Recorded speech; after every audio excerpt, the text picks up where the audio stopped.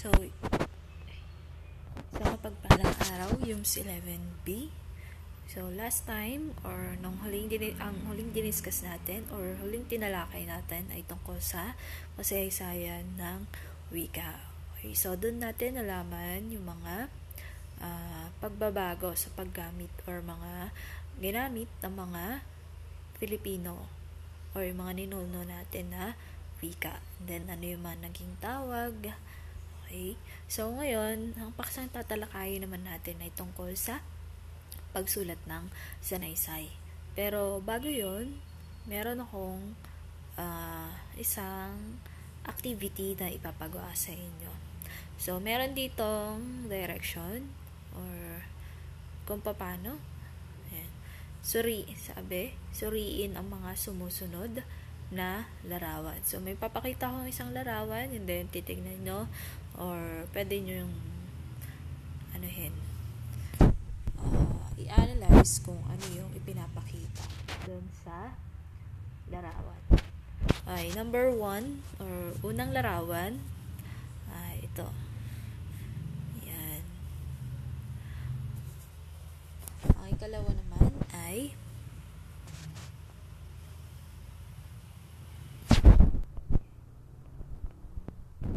sunod. Yan, ito. Madalas natin ito naranasan.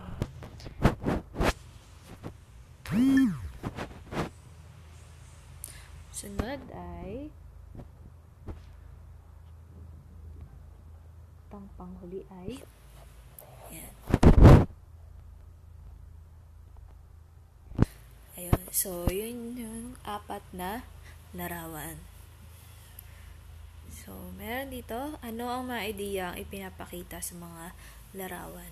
Or ano kaya yung pinapakita or pinapahiwatig nung larawan na pinlash? Syempre, unang larawan, ito ay sabi sa palagiang pagbaha tuwing umuulan. Syempre, di ba, lalo na kapag pag bumabagyo, talagang, lalo na sa Pilipinas, talagang, di ba, bahain, lalo na sa Marikina. So, nakaraan lang, di ba, maraming binaha dahil sa bagyo. And, ang ikalawa naman is kahirapan at kawalan ng tamang infrastruktura or infrastructure. Okay, so mapapansin nyo lalo na sa mga squatter area, 'di ba, yung mga bahay nila doon, 'di ba? Ayan. So maraming mga taong nakatira sa gilid-gilid lang ng mga ilog, sapa, ayan. So dahil nga sa kahirapan 'yun. So minsan sa kalsada na rin tumitira, di ba? Ayan. At ang ikatlo naman is yung malubhang trapiko. Ayan, lahat tayo nakakaranas ng traffic kahit saan. Lalo na sa Metro Manila, di ba? Ayan, sobrang traffic kasi nga napakaraming mga sasakyan. At ang ika-4 naman is kakulangan na supply ng kuryente. Ayan. So, lalo na kung nakatira ka sa mga malapit sa bundok, 'di ba? Meron mga hindi pa rin naabot ng kuryente. Ayan. At ang sunod naman is korupsyon sa gobyerno. Ayan. So, government natin, maraming mga politikong buwaya, 'di ba? Lalong-lalo na sa pwesto. Corrupt. Ayan, minsan, yung budget ng Pilipinas is ibinubulsa nila. Okay? So, sabi, mula sa mga ideyang nabanggit, sumulat na isang maikling talata ukol dito. So, maikling talata lang yung isusulat ninyo mula doon sa nakita nyo or mga pictures na nakita tsaka doon sa mga binanggit ko. Okay? So, pwede isang talata lang yung gagawin. Okay? Basta maikling talata lang. So, yung tatalakayin natin ngayon is tungkol sa pagsulat ng sanaysay. So, ano ba yung pagsulat ng sanaysay? Bago yun, ano ba muna yung, ano ang pagsulat? So, pag sinabi, ano yung mga uri nito? Yan. So, pag sinabi nating pagsulat, ito ay isang makrong kasanayang pangwika at isang parawan ng pakikipagtalastasan ng manunulat sa mambabasa. Sabi dyan, ang pagsulat daw ay isang macro skill or makrong kasanayang pangwika. So, syempre, kapag nagsusulat ka, nakikipagtalas-talasan ka or nakikipag-usap ka. So, ikaw yung manunulat, nakikipag-usap ka through writing or sa pagsusulat sa mga mambabasa. Okay? So, pwedeng meron kang gustong ipahayag or sabihin sa sinusulat mo. Okay? So, nakikipag-usap ka. Yun nga lang, gamit ang nakikipag-usap ka gamit ang pagsusulat. So, isa siyang makrong kasanayan. So, ayan. So, yung gampanin ng pagsusulat na pabatid sa target na mambabasa ang mensaheng ipinararating ng teksto. Ayun nga, sabi ko kanina. Siyempre, kapag nagsusulat ka, meron kang gustong ipabatid or meron kang target na mensahe na gusto mong iparating sa mga mambabasa. Okay?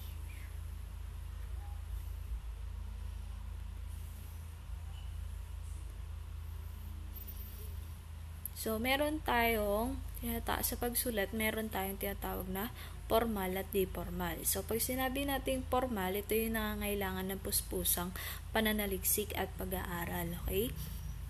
Pag ulitin ko, kapag sinabing formal, sa sanaysay, meron tayong, sa sanaysay, meron tayong formal na tinatawag. So, dito, nangangailangan siya ng puspusang pananaliksik at pag-aaral. So, ibig sabihin yan, kapag nagsusulat ka, kailangan hindi ka lang sulat ng sulat, okay? Kailangan meron kang, pananaliksik na ginagawa. For example, kapag nagsusulat ka ng isang libro, dapat meron kang batayan, di ba? Meron kang pinagkuhaan nun, na meron kang proof na yun talaga yun, okay? So, hindi lang siya basta-basta. Ayan. Sabi nga, di ba, nangangailangan ng puspusang pananaliksik. Okay, parang kunyari sa thesis, di ba? Hindi lang naman basta-basta magbibigay ka ng problem na hindi mo kailangan susolusyonan. So, kailangan bago mo masolusyonan nun, magsasaliksik ka, magre-research ka. Diba? Para masagot mo yung research or yung problem. Okay? And kahit naman, diba, sa pag nag-aaral ka, kunyari may mga assignment, diba? Kaya basta-basta nagsusulat or sinasagot yung mga questions, diba?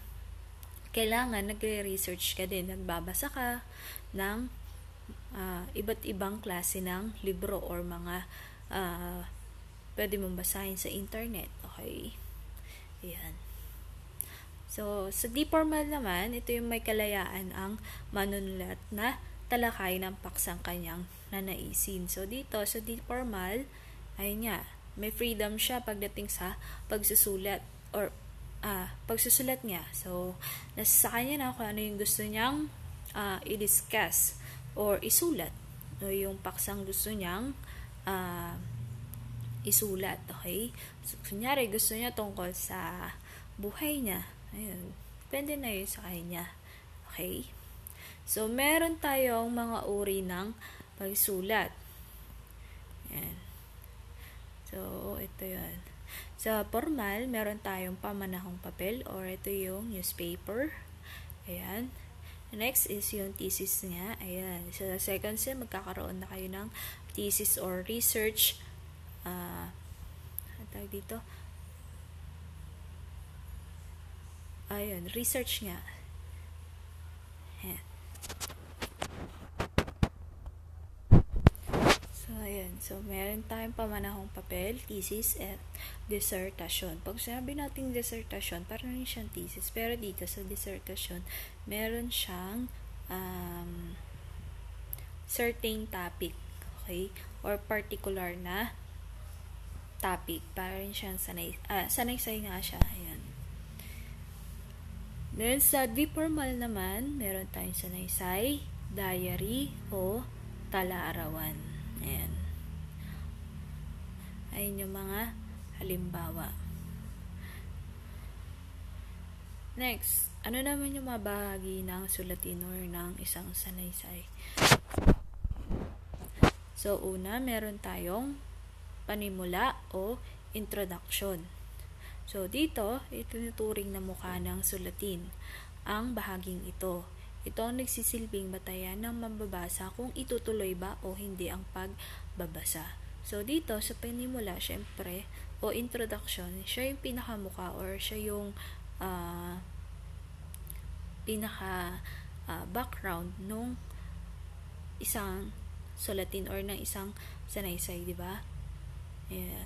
So, kapag susulat ka ng isang sanaysay, kailangan sa una pa lang ay alam mo na kung itutuloy mo ba o hindi. Ayan.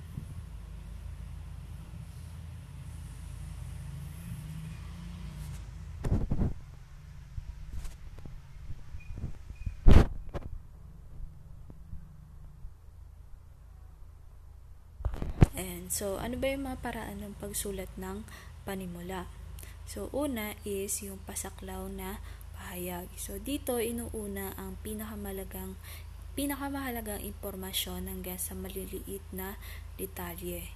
So, dito sa pasaklaw na pahayag, kailangan inuuna mo yung pinakamahalagang impormasyon. Okay? So, dapat kapag nagsulat ka, yung pinaka-importante. Okay? Hanggang dun sa pinakamaliit nga daw na detalye. Okay? Ayan. And then, tanong na rhetorical. So, isang tanong na tinatanong ang nagbabasa para hanapin ang sagot sa sanaysay at para isipin niya. So, di ba kung minsan sa introduction, nakakakita tayo minsan ng mga tanong. Ayan. So, yung tanong na yun, minsan, yun yung nag-guide sa atin para mas naintindihan natin yung isang sanaysay or yung isang sulatin. Okay?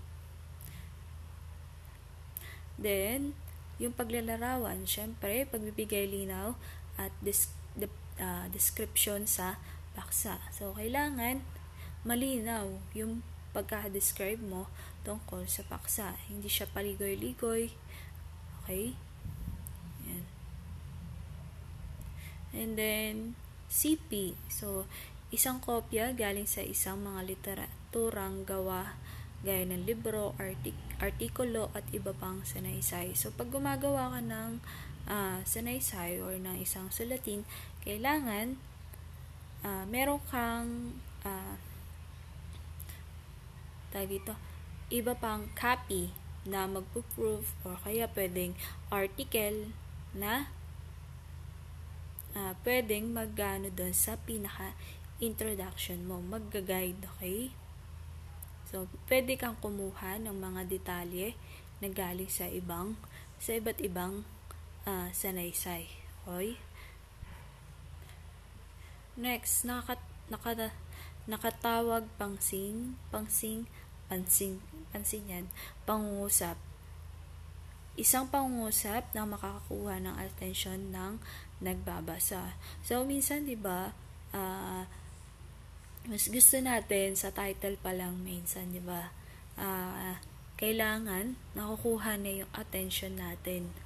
Di ba? Sa title pa lang dapat, kuha mo na yung kiliti ng isang mambabasa. So, syempre, kailangan sa simula din, ganun din. Diba? No, sa introduction, kailangan maganda yung introduction mo. Okay? Next, kasabihan. So, isang kasabihan na makapagbibigay ng maikling paliwanag ng iyong sanaysay. Ayan. So, minsan, diba, ewan ko naka-encounter na kayo nito, yung minsan, sa simula or doon sa introduction ng binabasa nyo, merong mga binibigay na mga kasabihan quoted. Ayun. Para merong may connection dapat yun sa pinaka topic mo or dun sa sanaysay na ginagawa mo. Ayan. Salaysay. Ito naman yung isang paliwanag ng iyong sanaysay. So, syempre, kailangan parang kakwento ka din. Ayan, salaysay mo kung tungkol saan or pinapaliwanag mo tungkol saan yung sanaysay mo. Okay? Next, yung katawan o gitna. So, ito yung pinakamahabang bahagi ng sulatin. So, dito, ipinapaliwanag ng manunulat ang kahulugan ng pahayag na inilalahad sa simula. So, kanina, doon sa introduction, parang ano pa lang yun. Simula pa nga lang, kumbaga is, patikim pa lang kung ano yung tungkol sa pinakapaksa niya. So, pero dito sa katawan, syempre, dito mo tatalakayin lahat ng tungkol doon sa paksa. Okay? So, pinaka-importante siya kasi ito yung pinaka-nilalaman ng paksa mo. Okay? Lahat ng kahulugan, lahat ng gusto mong ipahayag. Okay? Tungkol doon sa simula. Ayan. So, siya din daw yung pinaka-mahabang bahagi ng isang sulatin o sanaysay. So, ano ba yung mga paraan ng pagsulat ng katawan? So, meron tayong tinatawag na pakronolohikal. So, ito, nakaayos-ayos sa panahon ng pangyayari. Siyempre, dapat kapag sa katawan, kailangan magkakasunod yung mga pangyayari, lalo na kung may mga dates man yan. Okay? Kailangan magkakaayos mula umpisa hanggang dulo yung pinakwento or yung sulatin mo. Next is paanggulo. Pinapakita ang bawat anggulo ng paksa. Sa paanggulo, pinapakita ang bawat anggulo ng paksa. So, dito, dapat sa katawan, pinapakita mo yung bawat side ng paksa mo. Okay? Yung mga kapangitan, o kaya yung kagandahan ng paksa. Okay? So, yun yung sinasabing paanggulo. So, dapat sinasabi mo or sinusulat mo yung mga bawat side, okay, ng iyong paksa. Then, paghahambing naman. So, ito yung pagkukumpara ng dalawang problema o anggulo at iba pa ng isang paksa. So, katulad yan yung sinabi ko kanina, kailangan pinapakita mo yung bawat side ng paksa mo, di ba? For example, kung meron kang pagkukumpara sa dalawang problema, so dapat pinapakita mo ano yung pinagkaiba ba nila, ay ano yung pinagkaparehas nila, ano ba yung disadvantage at advantage nung dalawa. Okay, para mas naiintindihan nung mambabasa or yung nagbabasa. At syempre, mas maintindihan yung paksa mo. Okay? Next is papayak o pasalimuot. So, dapat nakaayos sa paraang simple hanggang sa komplikado at vice versa. Okay? So, syempre, dapat kapag nagsusulat ka ng isang sanaysay, dapat nakaayos siya kahit na sa paraang simple daw. Ayan. Mula sa komplikado. Ayan. O at vice versa. Ayan. So, ano naman yung wakas o konklusyon? So, dito, tinatawag din itong kalakasan. Sa bahaging ito, nagaganap ang kakintalan. So, matapos ang pagbasa, dapat kapupulutan ito ng aral. Siyempre, dapat sa wakas o konklusyon, dapat kapag nagbabasa ka ng isang sanaysay o isang story, kailangan meron kang mapupulot na aral. Hindi ka lang basta nagbasa. Okay? So, sabi nga dyan, tinatawag din itong kalakasan. So, dapat sa bandang huli, meron tatatak sa'yo tungkol dun sa binasa mo. Hindi ka lang basta nagbasa. Okay? Maliban na lang kung hindi mo iniintindi yung binabasa mo. Meron kasi mga ganun, di ba? Nagbasa lang pero hindi naintindihan. Ayan.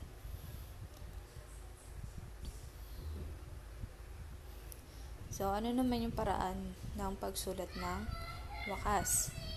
So, dito, meron tuwirang pagsabi ng mensahe. At tuwirang tuwirang pagsabi. So, yan, sinasabi ng mensahe ng sanaysay. So, ano yung pwedeng magbibigay ka ng message, ayan, or ayun nga, ano yung dapat na syempre nagsulat ka, dapat merong mensahe yon, okay? Ayan. Then, panlahat na pahayag. So, pinaka-importante ang detalye ng sanaysay. Ito,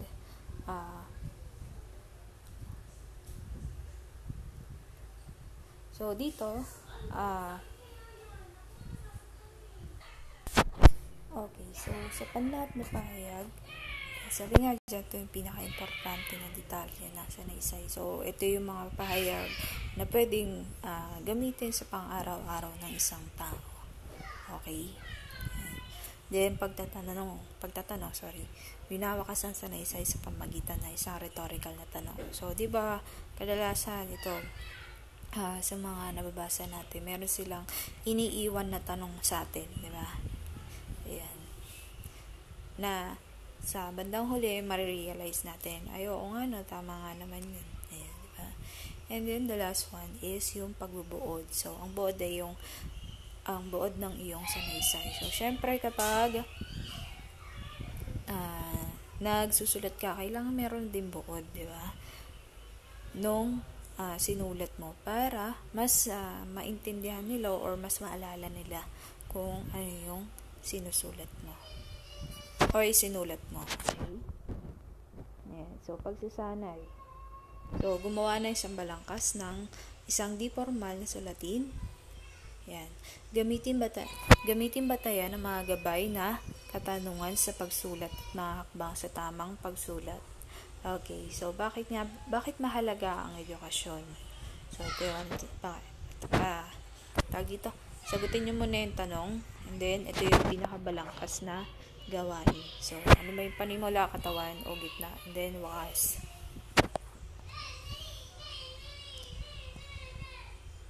So, may isang halimbawa dito na isang sanaysay sa parehong paksa.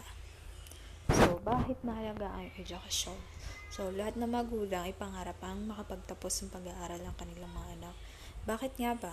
Mahalaga ang edukasyon dahil ito ang ugat ng maginhawang buhay. So, pangunahing kwalifikasyon sa pag-apply ng trabaho, ang tinapos na kurso. Kung hindi tayo nakapag-aral, ay mahihirapan tayo makahanap ng magandang trabaho, mayroong sapat na kita. Kung hindi sapat ang ating kinikita, ay siguradong hindi natin mabibili ang mga pangunahing nating pangangailangan. Ibig sabihin lamang nito ay magiging mahirap ang kabuuan ng ating magiging pamumuhay sa hinaharap. Gaya ng lagi nating naririnig sa ating mga magulang na edukasyon lamang ang kanilang may papamana sa atin. Ito ang dahilan kung bakit sila nagpapakahirap magtrabaho para lamang mabigyan tayo ng pamanang ito. Ang kayamanang hindi nananakaw ng kahit sino mula sa nagmamay-ari nito. Okay, so sana naintindihan nyo yung isang example ng sanaysay. So, yun lang. Thank you sa pakikinig.